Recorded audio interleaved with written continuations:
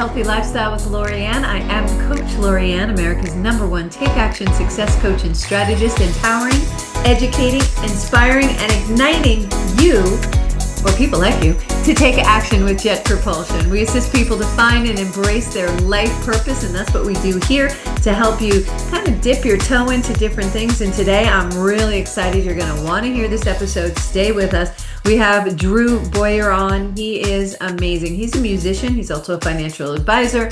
He does hip hop. He does a whole lot of stuff, and we're going to go down the road with him. I think it's going to be really exciting for you to hear all these different things that he does. What he does, music and money, how they have things in common. So what does music and money have in common? That's what we're going to talk about today. So don't go away. Stay with us. You're listening to Healthy Lifestyle with Lorianne. And we're going to bring in Drew Boyer. But before we do that, I just want to give you a little background. And it's good. He has a lot here. So Drew is the president and founder of Boyer Financial Group. He is a third generation Ohio State Buckeye, graduating in 2002 with a BA in economics and a minor in business. That's funny. I had a BA in economics and business administration. He's a lifelong learner and reader and holds many financial services licenses and designations. Hear you, brother. In 2020, Drew earned the Certified Financial Planner designation, which is huge, by the way, through the Accelerated CFP program at Northwestern University School of Professional Studies. Drew is the author of Hip Hop X Finance, released in February of 2025. It's a one-of-a-kind financial guide that blends personal financial education through the powerful influence of hip-hop culture's highs and lows, along with his early money missteps and rise to success. Isn't it amazing, Drew, how our experiences end up helping other people? I always say, and I just wrote a book, it's coming out November 1st, called Justifiable Excuses. I always say, I wish I had a me when I was going through it. So I bet you wish you had a you when you were going through your missteps, right? Oh, you know it. Thanks for having me on today, Lorianne. So Life is the best teacher, right? life is amazing. Well, that's what we're here to Mhm. do, right? We're That's supposed to right. learn, That's we're right. supposed to serve. So I understand you live in Columbus, Ohio with your wife, Joanna, and your two daughters. Is it Lena and Alyssa? Yep. Lena and Very Alyssa? close. Lena and Elise. Lena And and fun Elise. fact, my wife is from Berlin, Germany, and so we tried to pick names that would be pronounceable in both areas. So Oh, it's always funny. I go both of them. Good job, Lorian. Yeah, there you So go. I love that because you also like to play competitive sports, and you enjoy adventure and basking in other cultures. I do too. I love learning. Yes. So and you frequently go to Europe. Is it because your wife comes from Berlin?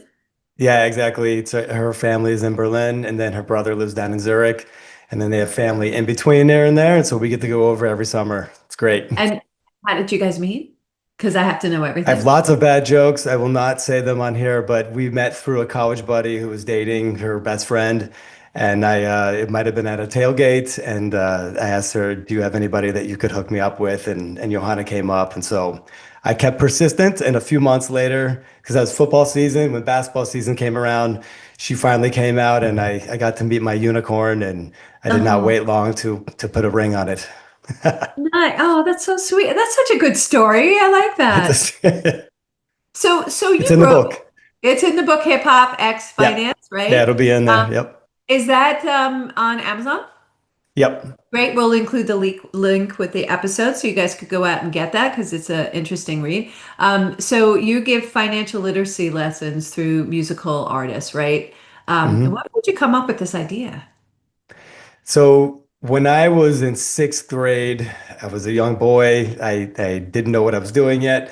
I'd been doing piano lessons through one of the teachers that my parents found, and I found myself tapping often, a lot of nervous energy. But somebody gave this guy a couple pairs of drumsticks, and I went in and I found out that it was one of those natural things. I could just sit down and I could hear music and just play it on drums. So I've been playing since grade school, all the way through high school, through college. I was in a couple touring bands. We went around and I got to play a little bit of stint outside after college. But the time came that I had to grow up and get a real job and put a good old suit and tie on.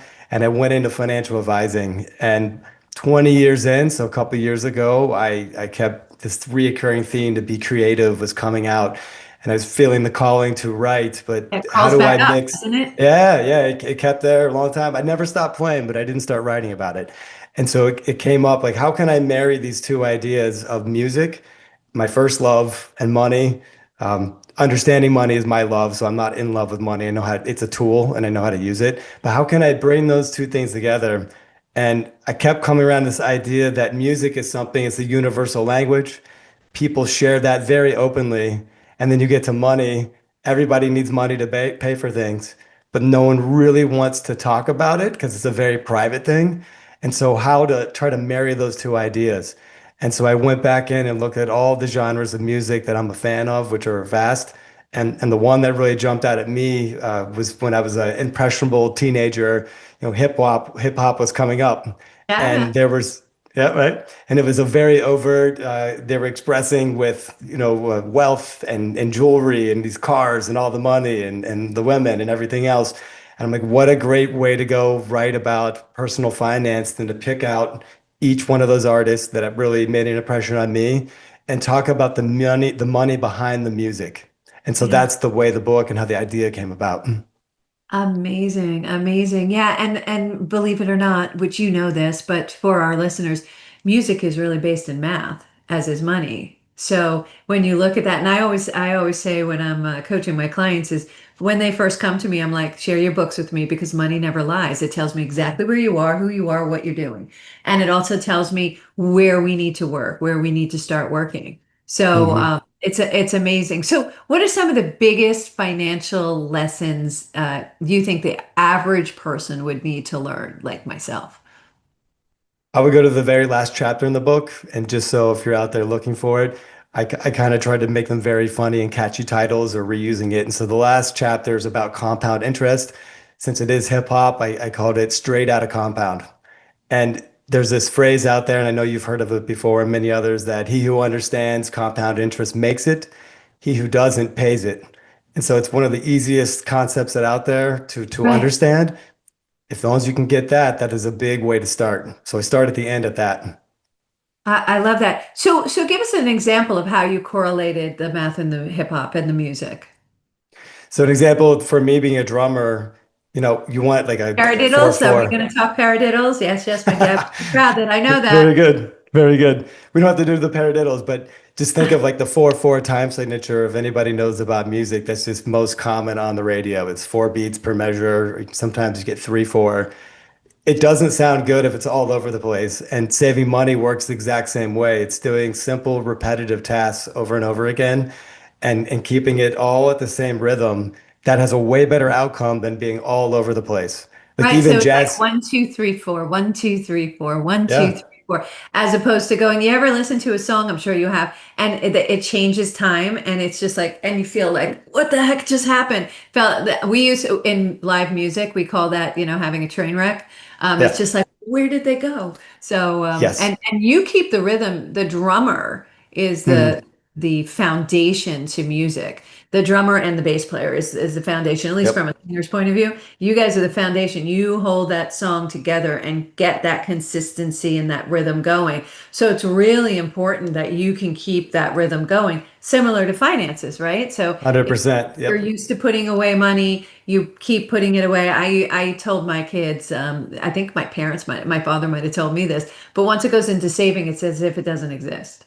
So just put it Mhm. in savings and it's just there if you need it in an emergency, but just keep squirreling it away. And that consistency month over month, paying yourself first, right? Um, Mhm. that consistency will create quite the nest egg when you need it on the other side of life, right? 100%. It doesn't have to be these quick get rich schemes that are out there. It's just doing the boring stuff repetitively over and over and over. And the idea with the book is write your own song. We all do different things and we all have different needs and wants. Have some kind of plan that you have laid down. Figure out your bass and drums, right? And then you can play on top of that. Yes, yes, lay that strong foundation. And I like what you said about consistency.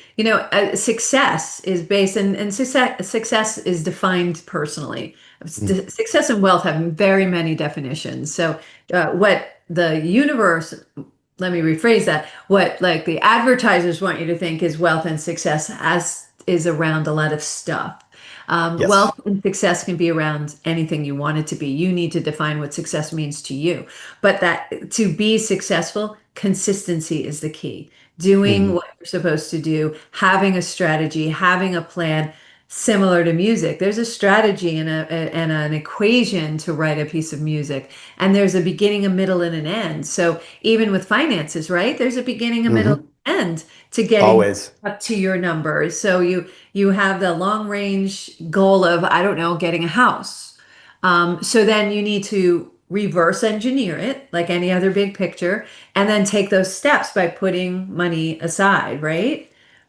Absolutely. And one of the biggest problems that I think in America is that there's no basic financial literacy being taught. We're just taught consumerism and the internet and the IG pictures, and this is your best life. I started the book off saying I was No, it's 18 not if you year can't afford it. right, right. Inflation. Yeah, there's another compound interest there. There you go. The definition of it. If you don't know what you're doing, it'll show up sooner than later. And I was joking in the book. I was 18 years old before going off to Ohio State, and I had a really great tape collection. Yes, I'm older. I had tapes, some records. I had some trading cards that I collected and some comic books, and that was my net worth. And when I woke up one day when I was 25, getting out of college and trying to get going in this business, I woke up with like $100,000 in debt from, credit card debt, student loan debt, some family loans that were out there that kind of surprised me by. And I had to dig myself out of a hole. And a lot of Yeah. times we have clients that are coming in here that are all different phases of life, like you just said. Like, there's a beginning, a middle, and the end. Sometimes we got to help people get out of debt from making bad decisions and make better decisions consistently to get where they want to get to. It's a lot of Well, what I do. you say something that's really really hits to a core, which is they come in to see you. This is not something you do by yourself. This is not something that you should do solo. It is not like playing tennis where you control your side of the game. You really need someone like you, a financial advisor, who can help you come up with a strategy and a plan. You know, Absolutely. we don't go on vacation and say, okay, we're going to go to Italy and not come up with a strategy and a plan. Are we taking a boat? Are we taking a plane? Are we walking? That's interesting thought. How are we getting there? Where are we staying? What are we doing while we're there? How long are we going? We make that plan, but yet with our finances, most of us don't plan because we're not given that information. What's some of what was your hope when you wrote this book to do as far as financial literacy? Because this is really helping with that.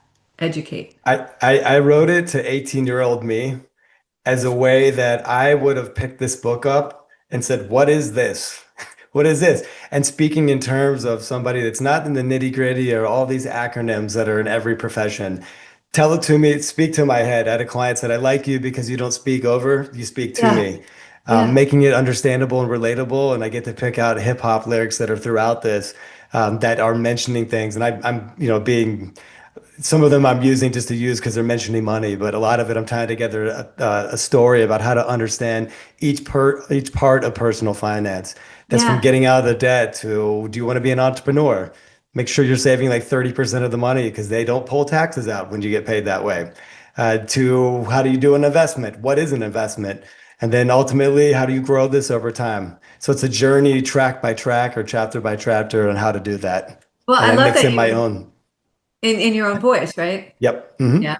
Yeah, I love that because you're bringing in your sense of humor, you're bringing in your music experience, and it's memorable. So when you read some of those, I'll call them textbooks because some of them read like textbooks, and it's just Mhm. like, please, my head hurts.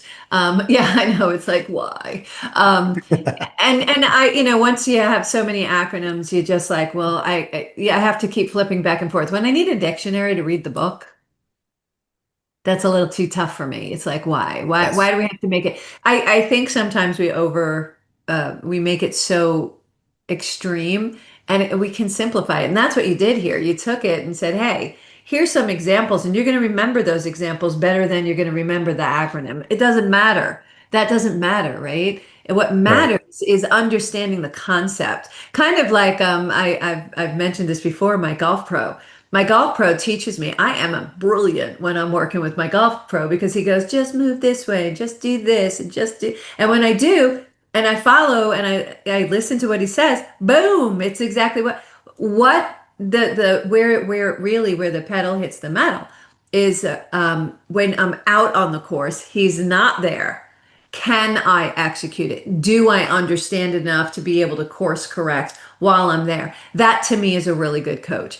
They give you the tools you need, like your book. It gives you the tools you need to be able to course correct while working with someone like yourself. But while you're not in their head, or actually probably are in their head, but while you're not in the room with them, they're able to course correct and probably come back to you. I know some of my clients, they're like, guess what I did today? And I was like, awesome, because we talked about it and they were able to apply it without me being there. And that's what you want. You want it to be self-sufficient. And it sounds to me Mhm. like your book is that way. I look forward to going to Amazon and reading your book too, because I'm learning more and more about finance. I used to say I do marketing, I don't do math, but finance is important. It's really Yes. important because it's the thread that runs through everything in our lives, and it can make it easier.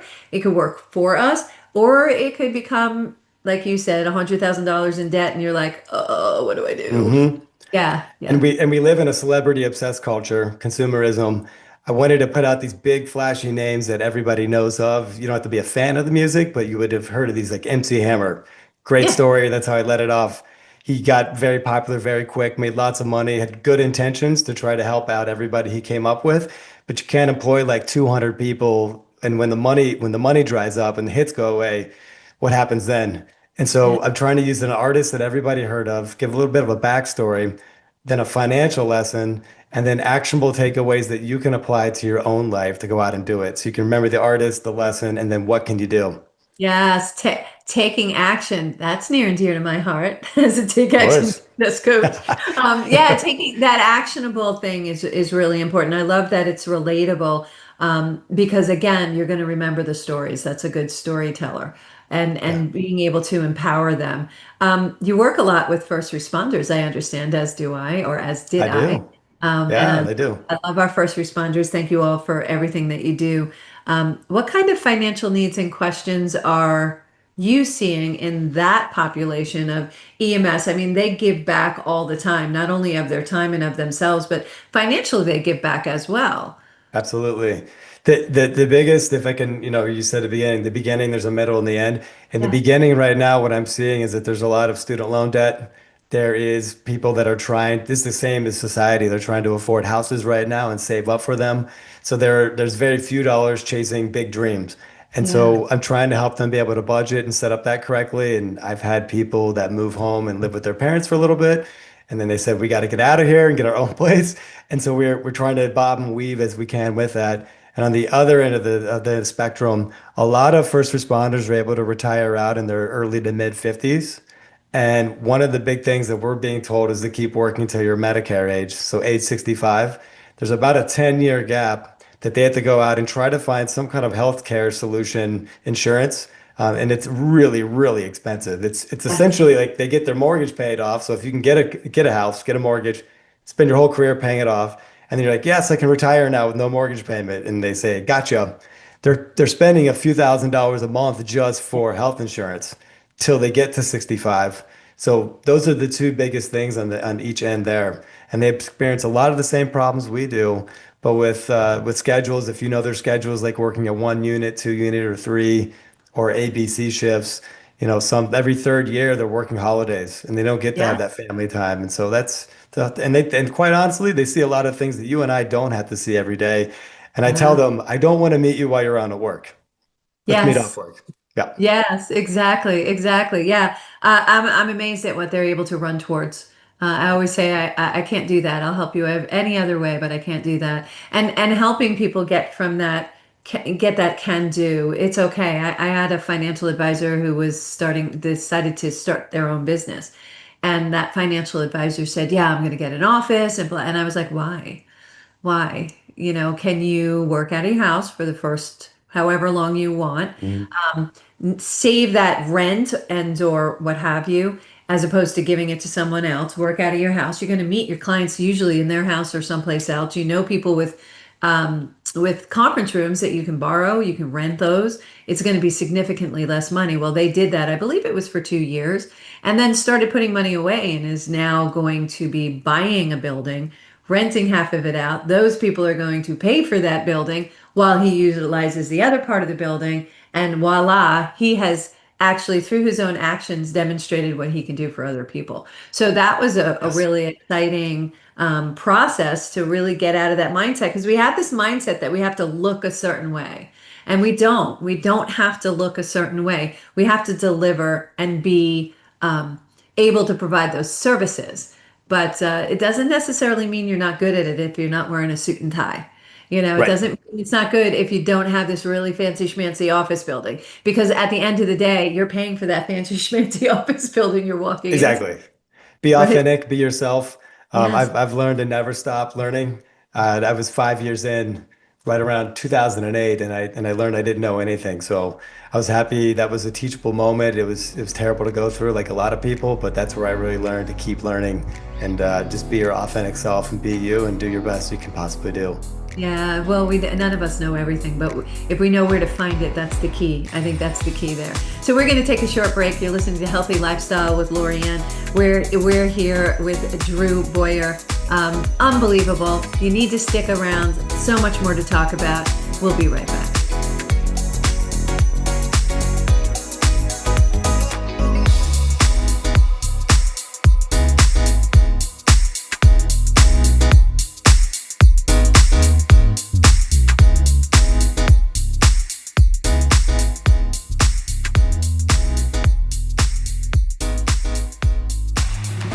Welcome back to Healthy Lifestyle with Lorianne. I am Coach Lorianne, America's #1 take action success coach and strategist. Apparently having a problem with my mouth today. I can't get it to move properly. If you'd like to be a guest or lift up your business not-for-profit, or if you have questions or comments, we love to hear from you and we answer every single one. Lara makes sure of that. Love you, Lara. Shout out to Lara.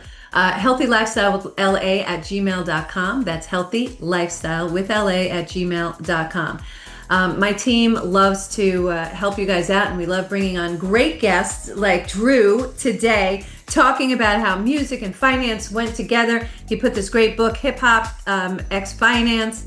Is it Hip Hop times Finance? Hip Hop X Finance. It's a X mashup between the two. Yep. Gotcha. I'm trying to I be got cool it. for the kids. Am I Trying to be cool throwing for the right? kids. You're doing it. Here you go. Throwing the right hand signal.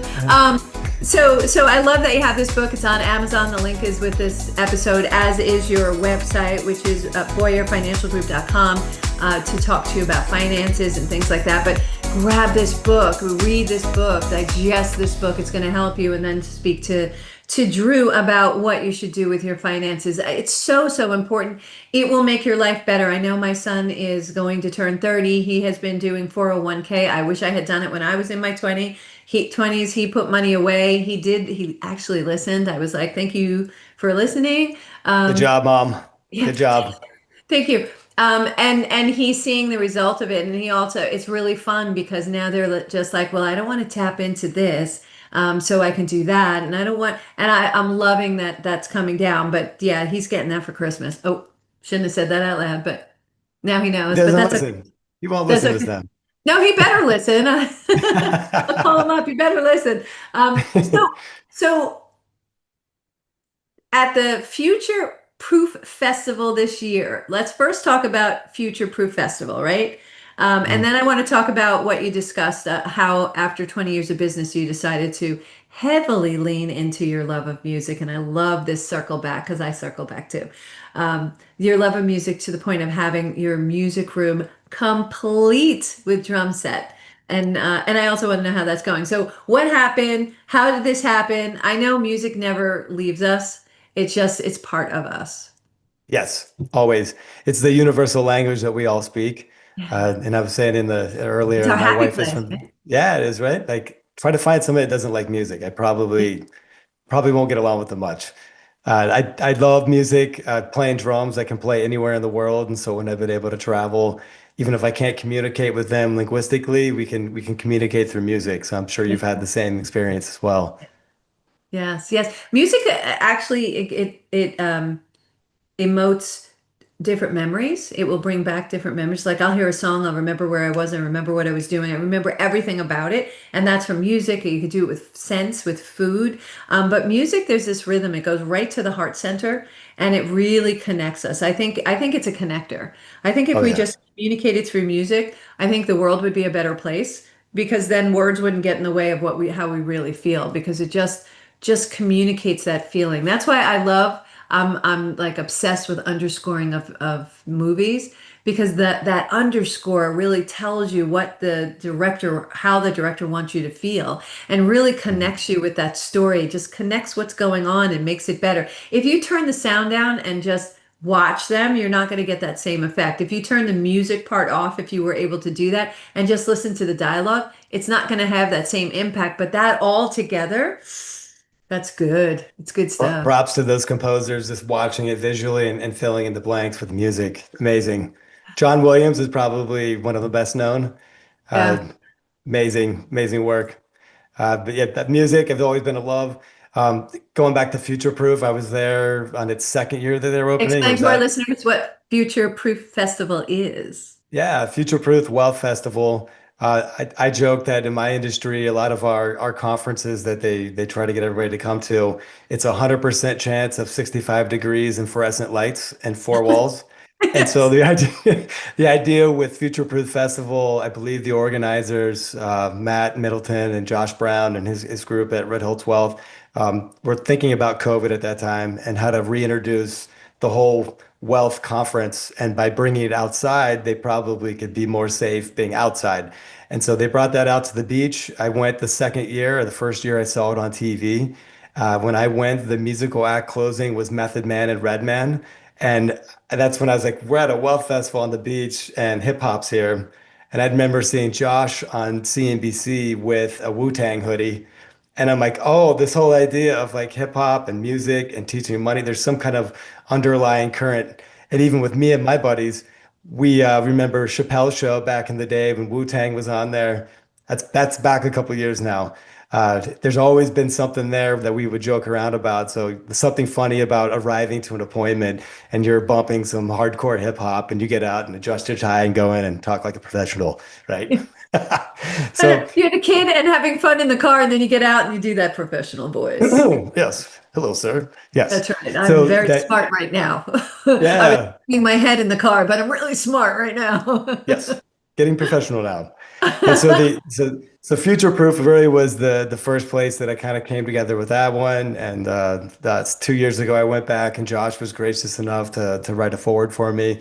This year I got to go back and be a presenter. So I went to just see it the first time, learn last year, and then give back this year. And so that was huge to be able to do all that. And music and money are to thank for all this. And I just tapped into Yeah. what my loves are and I'm being authentic about it. Yeah, and what I love about this, and this is just like right my wheelhouse, is that you saw the nudges and the whispers. You saw, oh, this, oh, that, oh, here's the hip hop person. Oh, here we are having music. Oh, that does work with finance. Let me connect the dots. So you have taken all those obvious and really made it a tangible concept that allows people to really understand finance because it's whatever teacher, we have a lot of big coaches out there, big name coaches, and I've studied with all of them at one point or another and worked with them, but it's each of them are basically saying the same thing. It's their approach on it. So you have this really unique, wonderful hip hop approach with finance, which makes finance more approachable, no pun intended, um, to have understanding for the 20s, the 30s, the 40s, where we're not taught that in school. I mean, the first thing we should be taught, or one of the things we should definitely be taught in high school, is how to handle our finances, and we're not. Why is that? Make that stop, Drew.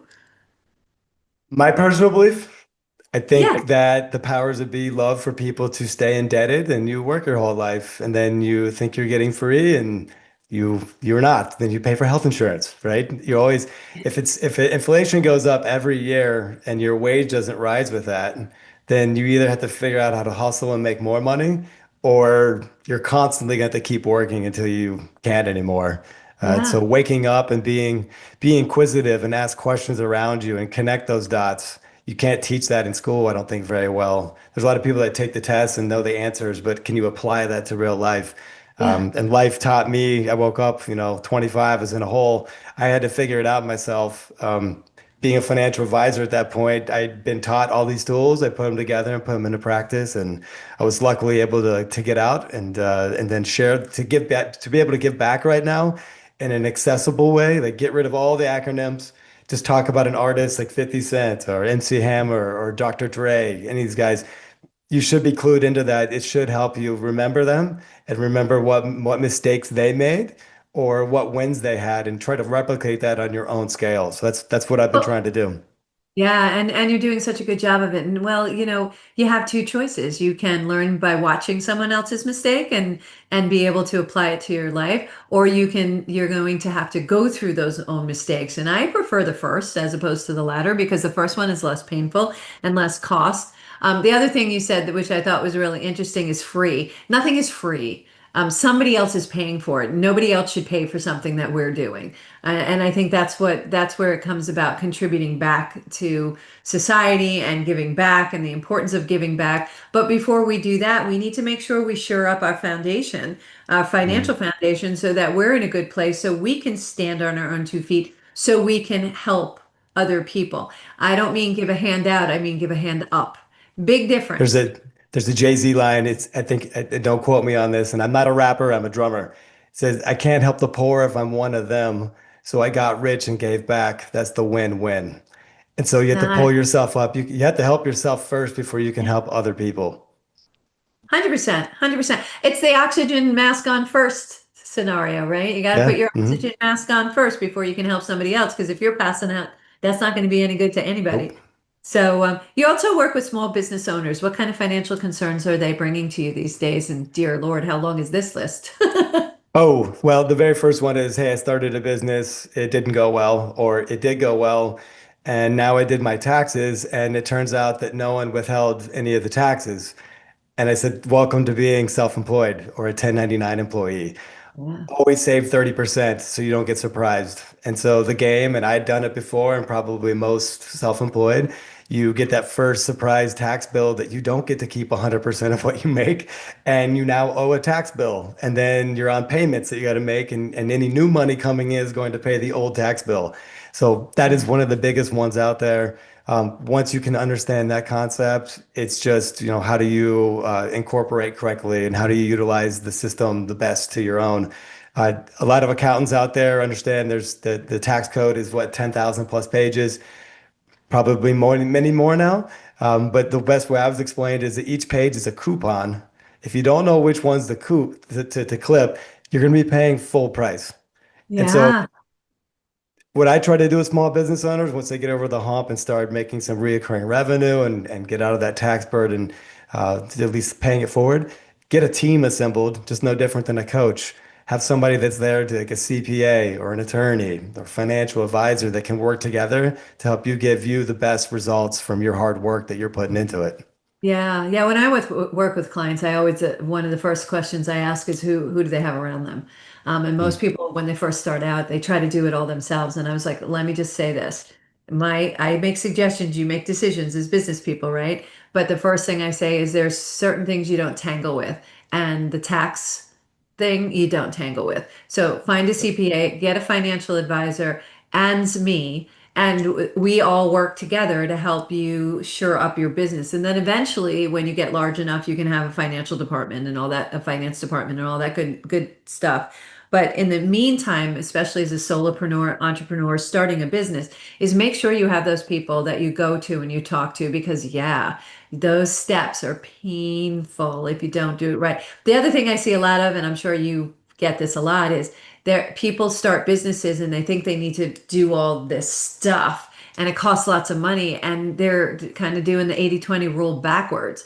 They're spending mm. 80% of their time putting all these things together, all these programs and products together, but they don't have clients. So they're not they're not testing out those products or services on anyone, so they don't know if anybody really wants it, needs it, or if it's right. And so they do that in 80/20 rule backwards. It should be 20% of the time working on that products and services and automation and all that yumminess in the back end, and 80% of the time finding people who are interested in working with you to Oh provide yeah. that as a product. So you see that a lot? Oh yeah, I would sum it up saying the best thing about having your own business is having your own business. The worst thing about having your own business is having your own business. You probably love what you've chosen to make money from, but the back end, the bookkeeping and the accounting and the taxes and legal and financial and benefits, it's all part of it. It's all part of it. So have a team. If you don't want to do that, outsource it to them when you can get to that point. And so Yeah. it's working. You start off as wearing many, many hats. And as you become more and more successful, you can kind of offload some of these hats and have a team working for you. Important to know and understand what that hat does. So when you do hire somebody, you know what you're getting, you know what you want to get, and you can check in on them, and you have less likelihood of somebody, making mistakes or running off with your money. Because Yes. you're aware of what they're doing, you're aware of what they should be doing, you're aware of how long it should be taking. That's a big mistake I see too in businesses is they're like, I'll just give it to this person. And then they're disappointed when they get it back. And I was like, well, what did you expect? You gave no Hmm. direction. You didn't understand what you wanted. So how were they going to make you happy because you didn't even know what you wanted and you didn't know what they were supposed to do for you. So though, and that goes back to finances as well. There's something I heard you say, Drew, that I thought was interesting. It's like you call the financial advice industry male, pale, and stale. Talk to us about that. I love that. I believe I heard that the first year at Future Proof.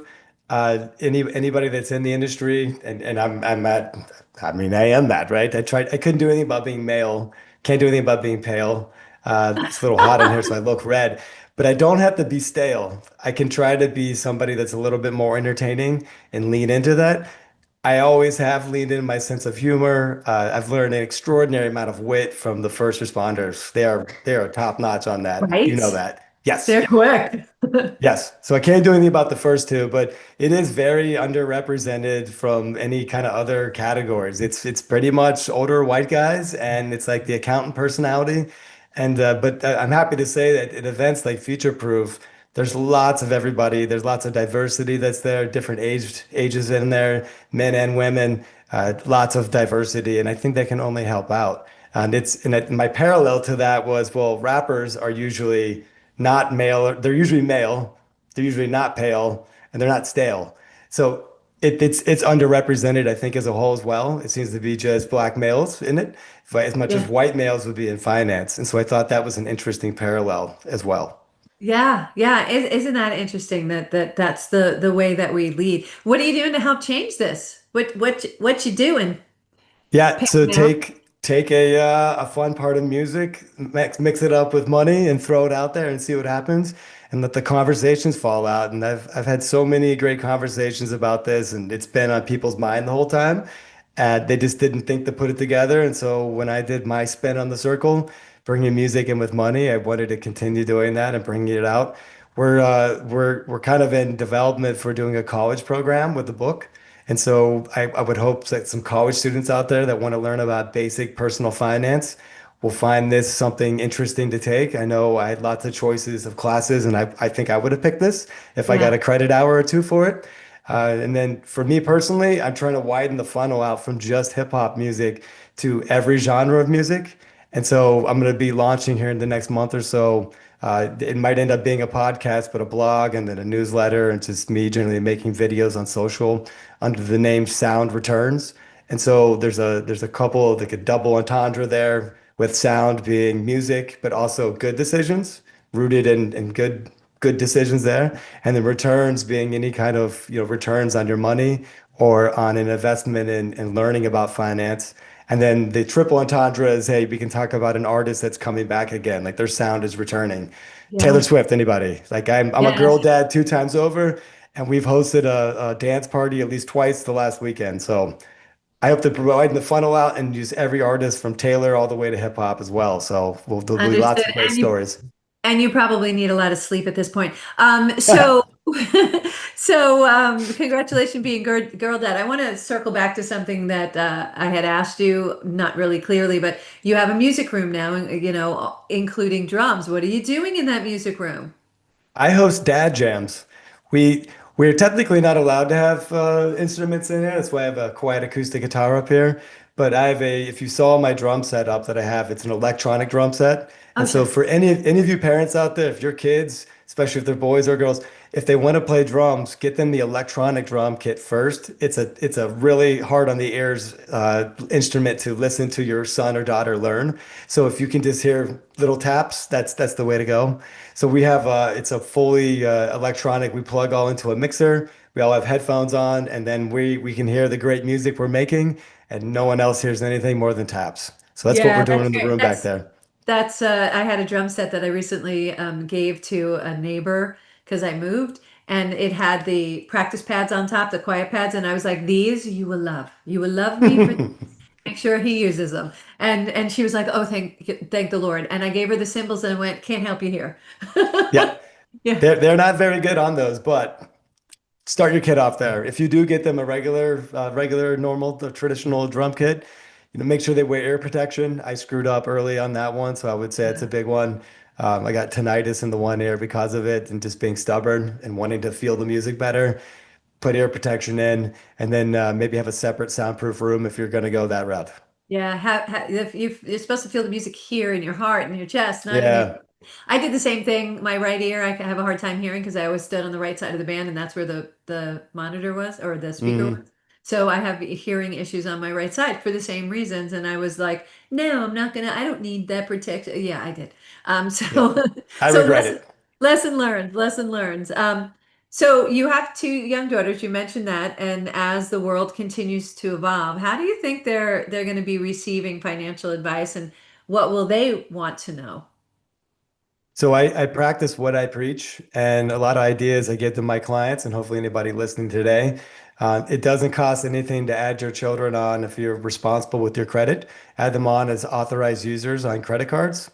That's a great way for them to inherit a credit score. And so I've done this. They're on, if I do this right, they'll have about a decade of credit history, and I manage mine very responsibly. And it's over 800. I don't know if it's perfect because I still have a mortgage, but they're going to be able to inherit that. I've also practiced saving for college ahead of time. Earn that compound interest, don't pay it later. And so my wife and I figure out what amount that we can save per month for both of them. And then as a business owner, they're also employees here. So it's the next way. They're employees. When I called ADP up, they said, "What do you want to pay them per hour?" I said, they're kind of show up sporadically, but when they do, they work their tails off. So let's just go to a quarterly stipend. And it just so happens to be the same amount that we can max out into a Roth IRA every year. So they have minor Roth IRAs. And if all this lines up well, they'll be pretty set off, way more than 18-year-old me when they're 18. And all I'm doing is sharing this with them when we do it every month, Yeah. not overloading it. In my business, we call that leading by example, my friends. There we go. There you go. Great, great sage advice. Love to have you back, especially when you launch your Sound Returns podcast, blog, and or newsletter. Come on back. Let's talk more about that. I want to hear more about the other music you're incorporating. Really want to dive into the book and really focus on some of the things, some of the different chapters in the book. So I'd love to have you back. Thank you so much for being with us today, Drew. Thank you so much, Lori. I'd love to come back. Excellent, excellent. And thank you all for joining us today on Healthy Lifestyle with Lorianne. I hope we earned the privilege of your time. Again, I want to thank our guest, Drew. Drew is just amazing. You can find him on BoyerFinancialGroup.com. You can also find him on Amazon, Hip Hop X Finance. Really go grab that book. It's going to be, well, I'm going to do it as soon as we stop doing this show. Look for us next Saturday at 3 p.m. on JBC Broadcasting and iHeartRadio. And we can, of course, be found on all major platforms. And would be so grateful if you please like, follow, share, comment, and subscribe and share it with your friends. Make sure you share it with your friends because it's really good to share. Until next time, I am Coach Lorianne, America's #1 Take Action Success Coach and Strategist. Let your dreams be bigger than your fears and let your life be filled with joy. Until next time. Thanks so much, Drew. Hey, thank you so much.